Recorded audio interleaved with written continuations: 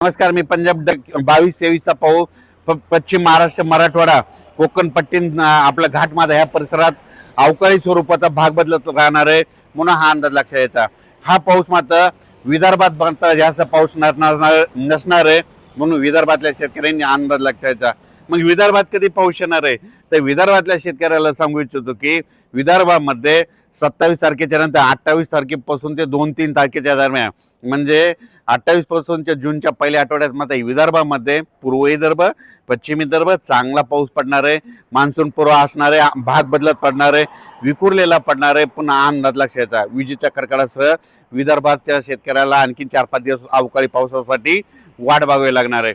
पण राज्यातल्या सर्व शेतकऱ्याला सांगू इच्छितो की आजच्यानं 17 दिवस पाऊस यायच्या वाटेवर आहे। 17 दिवसांना मान्सूनचं आगमन होणार आहे म्हणून अंदाज लक्षात येता। सध्या तरी मान्सूनची परिस्थिती खूप चांगली आहे आणि 2-3 तारखेच्या दरम्यान मात्र खूप चांगला प्रगती घेणार आहे। म्हणजे यावर्षी जूनच्या पहिल्या आठवड्यात मध्ये 7 जूनला पाऊस येण्यासाठी खूप पोषक वातावरण आहे म्हणून शेतकऱ्यांनी शेतीची कामे करून घ्या।